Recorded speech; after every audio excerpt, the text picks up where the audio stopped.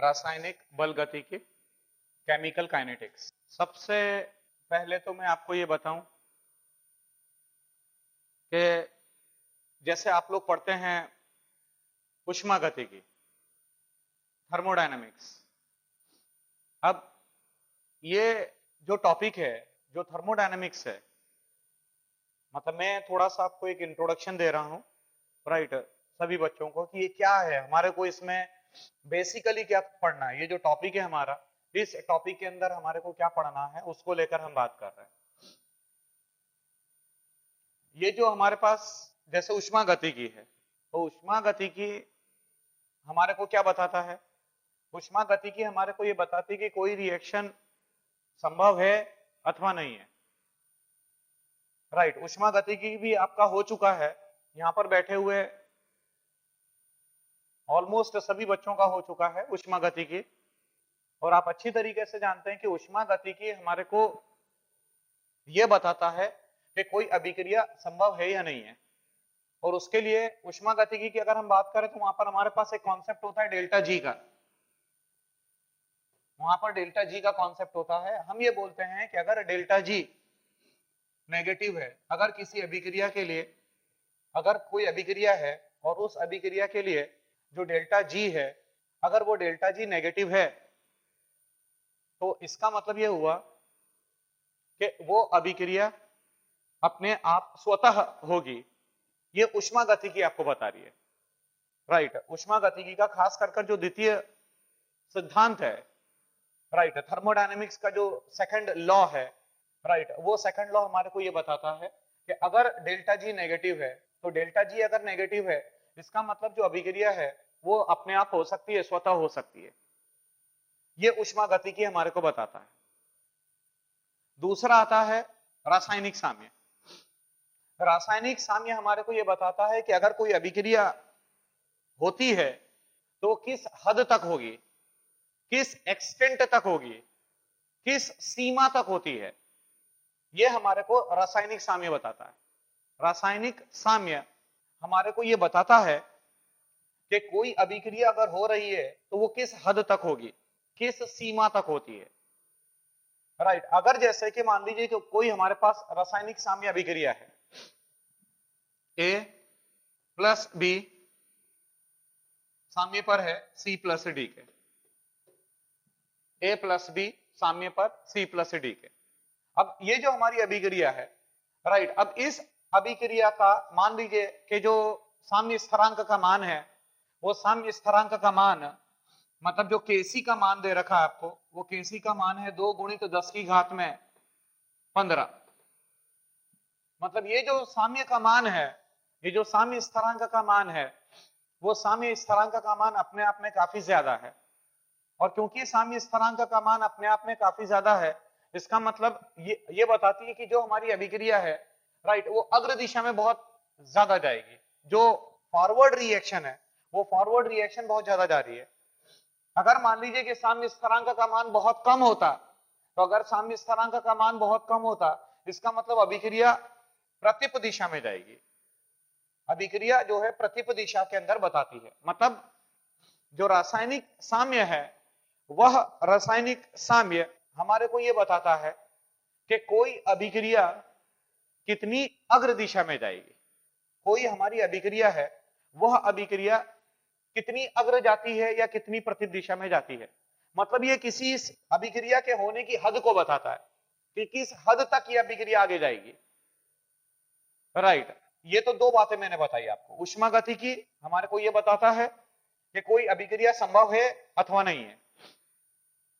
फिर उसके बाद आता है रासायनिक साम्य। रासायनिक साम्य हमारे को सीमा का निर्धारण करता है।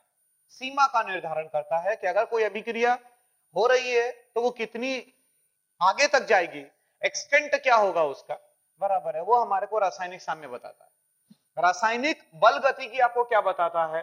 रासायनिक बल गतिकी हमारे को किसी अभिक्रिया के वेग और किसी अभिक्रिया का जो मैकेनिज्म है, किसी अभिक्रिया के वेग को लेकर बताता है ये हमारे को, या फिर जो कोई अभिक्रिया है उस अभिक्रिया की जो क्रियाविधि है, राइट, वो क्रियाविधि के बारे में हमारे को बताता है। राइट। क्रियाविधि से मतलब है कि उसका मैकेनिज्म क्या होगा। अगर कोई वेग, जैसे कोई बहुत सी अभिक्रिया ऐसी होती है राइट, जो अपने आप में बहुत स्लो होती है, मंद होती है। कुछ अभिक्रियाएं बहुत ही ज्यादा मंद होती है राइट। कुछ अभिक्रियाएं बहुत तेजी से होती है, बहुत तेज होती है। जैसे कि अगर हम बात करें,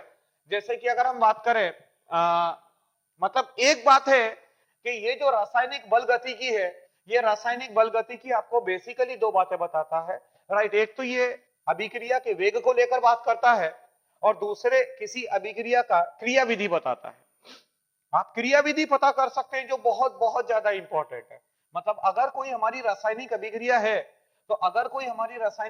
है तो उसकी क्या क्रियाविधि हो सकती है, वो कैसे हो रही होगी वो अभिक्रिया राइट, ये भी आप पता कर सकते हैं इससे। दो बातें आप बताते हैं, दर को लेकर बात की जाती है इसमें, बराबर है, रेट को लेकर बात करी जाती है केमिकल काइनेटिक्स के अंदर राइट। रेट ऑफ रिएक्शन, अभिक्रिया की दर को लेकर अपन बात करते हैं। और दूसरी बात यहां पर आपको रिएक्शन का मैकेनिज्म भी पता चल सकता है। मतलब जो हमारी अभिक्रिया है उस अभिक्रिया की जो क्रिया विधि है वो क्रिया विधि के बारे में भी हमारे को पता चल सकता है राइट। अब समझिएगा मेरी बात को कि यहां पर क्या है। अब जैसे दर को लेकर अगर हम बात करें तो दर को लेकर अगर हम बात करेंगे तो कुछ अभिक्रियाएं ऐसी होती है जो बहुत तेज होती है। जैसे कि मैं आपको एक छोटा सा उदाहरण दे रहा हूं जो आपको हर किताब के अंदर मिलेगा, बहुत सिंपल उदाहरण है, अच्छा उदाहरण माना जाता है राइट। कि अगर मान लीजिए कि जलीय अवस्था के अंदर एक रिएक्शन आप करवा रहे हैं, Ag पॉजिटिव, या एक काम करो इसको पूरे यौगिक के फॉर्म में ही लिख दो,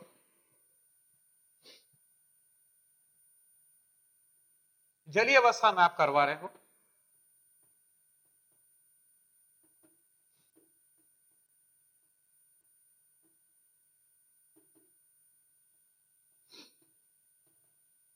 अब ये जो अभिक्रिया है आपके सामने जो लिखी गई है,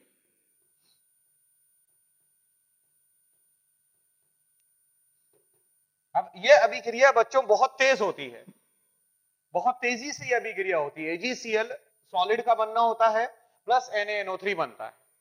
ये अपने आप में आयनिक अभिक्रिया है, आयनिक अभिक्रिया है। जो सिल्वर नाइट्रेट है वो सिल्वर नाइट्रेट अपने आप में प्रबल विद्युत अपघटय है।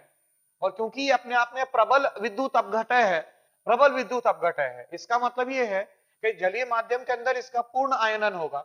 और जब इसका पूर्ण आयनन होगा तो हमारे को मिलेगा यहाँ पर Ag positive aqueous plus NO3 negative aqueous. और अगर हम NaCl की बात करेंगे तो NaCl भी अपने आप में प्रबल विद्युत अपघटय है।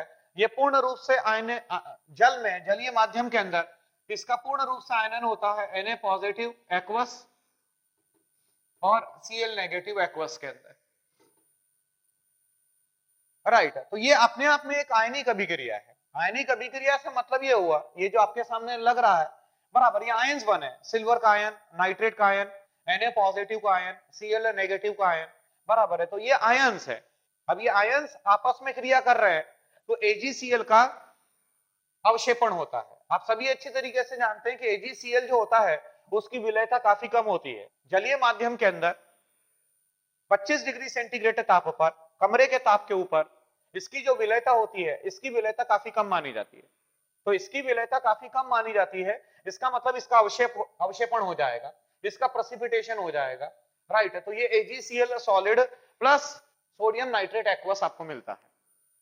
अब ये जो अभिक्रिया है, इस अभिक्रिया की दर बहुत तेज है क्योंकि ये आयनिक फॉर्म में अभिक्रिया है जिसमें सहसंयोजक बंद होता है। सारे बच्चे इस बात को ध्यान में रखिएगा कि जिसमें सहसंयोजक बंद होता है, सामान्यतः ये जो अभिक्रियाएं होती है ये स्लो मानी जाती है राइट। जिसमें कोवेलेंट बॉन्ड होता है, जिसमें कोवेलेंट बॉन्ड प्रेजेंट होता है, इस तरह की अभिक्रिया सामान्यतः आप स्लो मानते हैं, मंद मानी जाती है। आ गई होगी बात समझ में। कुछ अभिक्रिया क्या होती है, कुछ अभिक्रिया बहुत ही मंद होती है। जैसे कि सबसे बढ़िया मैं आपको बता रहा हूं, लोहे के अंदर जंग का लगना। ये लोहे के ऊपर जो जंग लगता है, रस्टिंग ऑफ आयरन जिसे आप कहते हैं, कोरोजन ऑफ मेटल, कोई भी धातु का सड़ना, और धातु के सड़ने में एक धातु आता है लोहा, लोहा सड़ता है, लोहे के सड़ने को हम रस्टिंग कहते हैं, जंग कहते हैं उसको। ये जो जंग का लगना होता है, राइट, ये अपने आप में बहुत ही मंद प्रक्रिया मानी जाती है। धीरे धीरे धीरे धीरे लोहा जो है वो वायु और वाष्प की उपस्थिति के अंदर, ऑक्सीजन और जल की उपस्थिति के अंदर, राइट, लोहे सड़ना लगता है, लोहा जो है वो सड़ने लगता है, राइट। तो सभी बच्चों को ये बात क्लियर हो गई होगी। मतलब मैं दर को लेकर बात कर रहा था, राइट, कि दर मतलब क्या होता है। दर मतलब होता है रेट ऑफ रिएक्शन।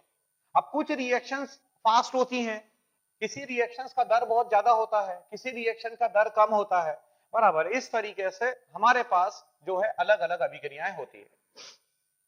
अब रिएक्शन मैकेनिज्म, मैंने आपसे पहले ही कहा था कि जो रासायनिक बल गतिकी है वो बेसिकली आपको दो बातें बताता है। एक तो ये दर को लेकर बात करता है, किसी रासायनिक अभिक्रिया की दर को लेकर बताता है, और दूसरी तरफ उसका क्रियाविधि बताता है, उसकी क्रिया विधि के बारे में हमारे को बताता है, राइट। अब ये जैसे, और इसका हम खास इस्तेमाल कहां पर करते हैं, जैसे हम कह रहे हैं कि ये क्रिया विधि को लेकर बताता है, तो ये जो क्रिया विधि है, राइट, मतलब जो मैकेनिज्म है अभिक्रिया का, मैं एक छोटा सा एग्जांपल आपको दे रहा हूं। जैसे कि ऑर्गेनिक रसायन में, कार्बनिक रसायन के अंदर, कार्बनिक रसायन के अंदर आप कहते हैं कि ये अभिक्रिया एकक आणविक है, राइट। समझिएगा, हमारे पास कार्बनिक रसायन में, राइट, मेरे को लगता है कि शायद आप लोग कार्बनिक रसायन अभी आपका पढ़ा हुआ नहीं है, बराबर है, तो थोड़ा सा उसको समझने की कोशिश करिएगा। जैसे कि हम कहते हैं कार्बनिक रसायन के अंदर SN1 अभिक्रिया होती है, SN1 अभिक्रिया होती है, राइट, या हम कहते हैं कि ये SN2 अभिक्रिया है, या हम कहते हैं ये E2 अभिक्रिया है, राइट। अभिक्रिया SN1 भी हो सकती है, अभिक्रिया SN2 भी हो सकती है, या अभिक्रिया E2 भी हो सकती है, राइट। SN1 या फिर SN2 या फिर E2, राइट। अब जैसे हम ये कह रहे हैं कि ये वन मतलब उसकी आणविकता को बताता है, ये वन मतलब ये यूनिमोलिकुलर अभिक्रिया है, टू मतलब ये बाइमोलिकुलर अभिक्रिया है, ये भी जो टू लिखा हुआ है इसका मतलब ये कि वो बाइमोलिकुलर अभिक्रिया है। तो सवाल ये उठता है कि जो ये हम कहते हैं कि ये एकल आणविक है, बराबर, या द्वि आणविक है, राइट, तो सवाल ये उठता है कि ये कैसे हमारे को पता चला कि ये एकक आणविक है या एकल आणविक है, राइट, या ये द्वि आणविक है। मतलब इसमें दो मॉलिक्यूल्स जो है पार्टिसिपेट कर रहे हैं, जो स्टेप, जो पद अभिक्रिया की दर का निर्धारण करता है, बराबर, उसमें दो अणु इन्वॉल्व होते हैं। दो अणु का इन्वॉल्व होना, दो अणु का भाग लेना उस पद के अंदर, किसी अभिक्रिया के उस पद के अंदर जो पद गति को डिसाइड कर रहे हैं, दर को डिसाइड करेंगे, बराबर है। उसमें जब दो अणु पार्टिसिपेट कर रहे हैं तो ये जो आप कह रहे हो कि ये एकल आणविक है या ये द्वि आणविक है, ये सारी के सारी जो बातें हैं, ये सारी के सारी बातें कौन डिसाइड कर रहा है? ये सारी के सारी बातें तो केमिकल काइनेटिक्स डिसाइड कर रहा है, रासायनिक बल गतिकी डिसाइड कर रहा है। मतलब मैं आपको इसकी डिटेल में नहीं ले जा रहा हूं, हमारे को इसकी डिटेल नहीं पढ़नी है, मैं आपको सिर्फ ये बता रहा हूं कि जो कोई अभिक्रिया होती है, उस किसी अभिक्रिया की जो क्रिया विधि है, वो क्रिया विधि को रासायनिक बल गतिकी डिसाइड करता है, राइट। अब मैंने अभी आपको ये बताया था कि कुछ अभिक्रियाएं, मतलब हमारे को यहां पर जो बल गतिकी है, काइनेटिक्स है, उस बल गतिकी के अंदर हमारे को दो बातें देखनी है। एक तो हमारे को दर को लेकर स्टडी करते हैं, बराबर, दर को बताता है और ये मैकेनिज्म को भी बताता है, राइट। अब जैसे दर को लेकर हम बात करें, अब दर में भी हमारे पास दो दरें हैं। अगर हम दर की बात करें, अगर हम रेट की बात करें, तो हमारे पास दो तरह से रेट होता है, राइट। दो तरह से रेट कैसे? एक होती है औसत दर, औसत दर जिसको आप कहते हैं एवरेज रेट,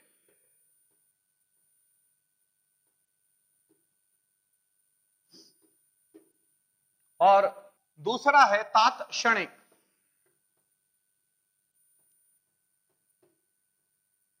तात्क्षणिक दर, राइट, जिसको आप कहते हैं इंस्टेंटेनियस रेट।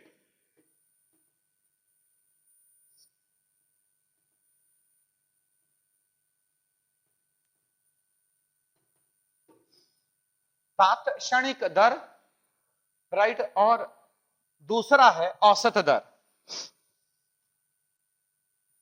राइट, चेक करिएगा, तात्क्षणिक दर और औसत दर। अब सबसे पहले तो हम यहां पर औसत दर को लेकर बात करेंगे कि औसत दर हमारे को क्या बताता है, और तात्क्षणिक जो दर है, राइट, वो हमारे को क्या बताता है। औसत दर में क्या होता है कि जो जो टाइम का डिफरेंस होता है, जो टाइम है, जो समय है, वो समय का जो अंतर होता है वो काफी ज्यादा होता है जब हम औसत दर को लेकर बात करते हैं। जैसे कि हमारे पास कोई अभिक्रिया है, कोई अभिक्रिया कुछ भी ले लो आप अपने मन से, कि जैसे एक अभिक्रिया है ए से बी हमारे को मिल रहा है, राइट। अब आपको ए की सांद्रता, मान लीजिए कि जलीय माध्यम के अंदर जो ए है वो ए बी में कन्वर्ट होता है, राइट। जलीय माध्यम है तो जलीय माध्यम में यहां पर मैंने एक्वस लिख दिया है, राइट। अब जब ये ए बी में कन्वर्ट हो रहा है जलीय माध्यम के अंदर, राइट, तो आप सब अच्छी तरीके से जानते हैं कि जैसे जैसे वक्त गुजरता जाएगा, समय जैसे जैसे निकलता जाएगा, जो ए है वो ए का सांद्रण कम होता चला जाएगा। जो ए की सांद्रता है वो समय के साथ कम होती चली जाएगी, और ये मतलब ये हमारा अभिकारक है, ये हमारा अभिकारक है, राइट, ये हमारा रिएक्टेंट है, राइट। तो आप अच्छी तरीके से जानते हैं कि जो अभिकारक है वो अभिकारक कम होने लगता है समय के साथ, अभिकारक की सांद्रता कम होने लगती है, और जो उत्पाद है, ये भी आपका उत्पाद बना है, तो जो उत्पाद है वो उत्पाद की सांद्रता बढ़ने लगती है, राइट। तो यहां पर जो हमारा अभिकारक ए है, राइट, उसकी सांद्रता कम होगी। मान लीजिए कि शुरुआत में जो ए की सांद्रता है वो है 0.4 मोल प्रति लीटर,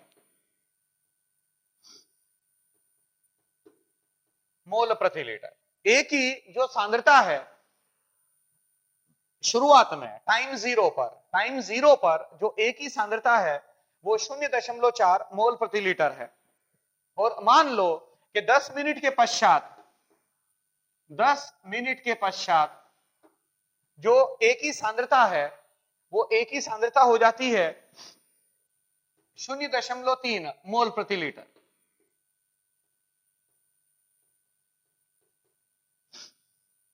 राइट। ए की सांद्रता शुरू में थी 0.4 मोल प्रति लीटर, 10 मिनट के पश्चात यह सांद्रता हो जाती है 0.3 मोल प्रति लीटर, राइट। अब यहां पर यह बात हो रही है, यहां पर आपसे यह पूछा जा रहा है, राइट, कि जो ए की सांद्रता शुरुआत में 0.4 थी और अब 0.3 है, राइट, औसत दर क्या होगी। जो अभिक्रिया है उस अभिक्रिया की, मतलब जो ए है उस ए की अभिक्रिया की दर क्या होगी, मतलब ए का ह्रास हो रहा है, मतलब ए कम होता चला जा रहा है, उसका ह्रास हो रहा है, बराबर है। तो ए कम होता चला जा रहा है, इसका मतलब उसका जो सांद्रता है वो सांद्रता में कमी आती चली जा रही है, राइट। तो मैं बोलूंगा औसत दर, औसत दर बराबर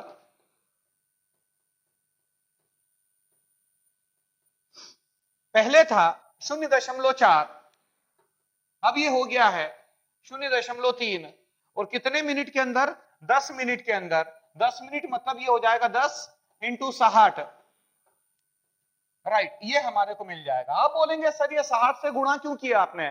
60 से हम इसलिए गुणा कर रहे हैं क्योंकि हम सेकंड्स के अंदर ज्ञात करना चाह रहे हैं, हम जो है वो सेकंड के अंदर ज्ञात करना चाह रहे हैं, राइट। जो ए है वो ए की सांद्रता में कमी आ रही है क्योंकि ए हमारा अभिकारक है, समय के साथ जो अभिकारक होता है उस अभिकारक की सांद्रता में कमी आती है, सांद्रता में ह्रास होता है, और उत्पाद की सांद्रता में वृद्धि होती है, उत्पाद की सांद्रता बढ़ती है, राइट। रिएक्टेंट की सांद्रता कम होती है, the concentration of the reactant decreases while the concentration of the product increases, right. तो यहां पर जो औसत दर हमारे को मिलेगी, मैं मोलरता प्रति सेकंड में ज्ञात कर रहा हूं। औसत दर ये जो मैंने ज्ञात करी है, ये मोलरता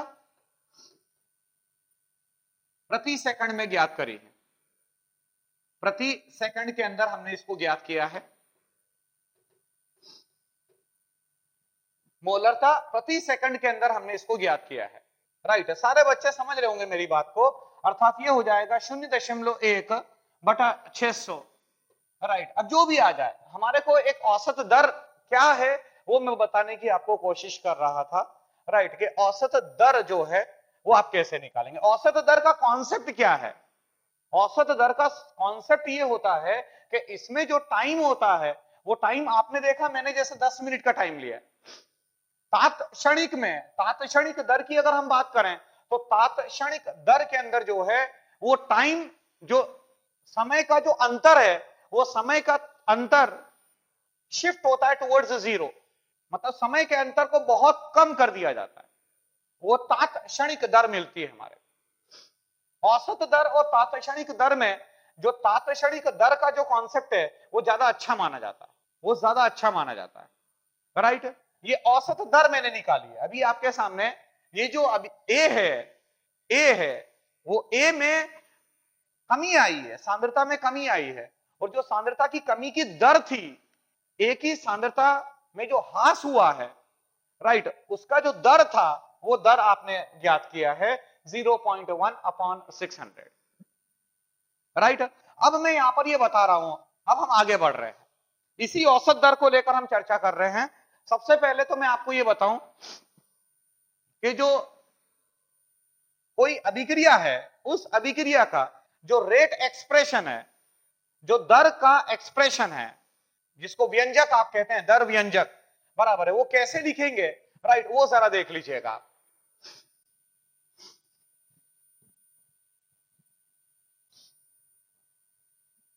राइट, सबसे पहले मैं अभी आपको ये सिखा रहा हूं बच्चों कि दर का व्यंजक कैसे लिखा जाएगा, रेट एक्सप्रेशन कैसे लिखा जाएगा, राइट। रेट एक्सप्रेशन, दर व्यंजक। मान लीजिए कि हमारे पास एक अभिक्रिया है ए प्लस बीबी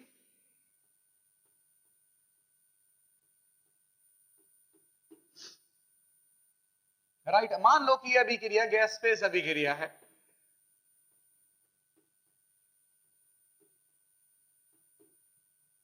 तो मैं बोलूंगा औसत दर बराबर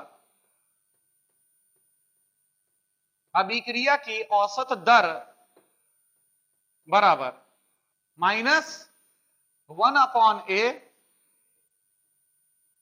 डेल्टा ए बटा delta T is equal to, ये मैं आपको जो दर है उसका व्यंजक कैसे लिखा जाएगा, राइट, उसका एक्सप्रेशन क्या होगा, बराबर है, वो आप लिखना देख रहे हैं। औसत दर बराबर -1/a delta A upon delta T is equal to -1/b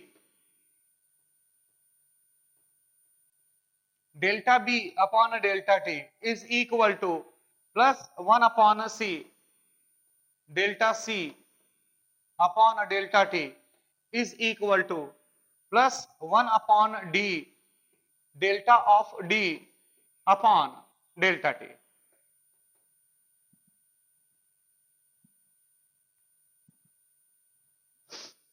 right, अब ये जो ऋणात्मक और जो धनात्मक चिन्ह हमने लगाए हैं, क्योंकि ए ये जो हमारा कैपिटल ए है और जो हमारा कैपिटल बी है वो अपने आप में अभिकारक हैं,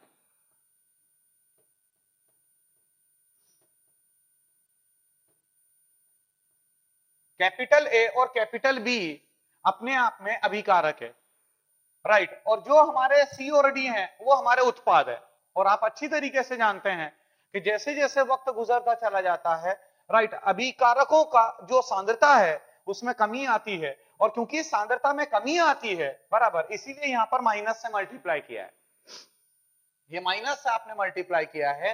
ये माइनस साइन आपको ये बताता है कि जो दर है, राइट, जो अभिकारकों की दर है, राइट, मतलब उसमें कमी आ रही है, सांद्रता में कमी आ रही है।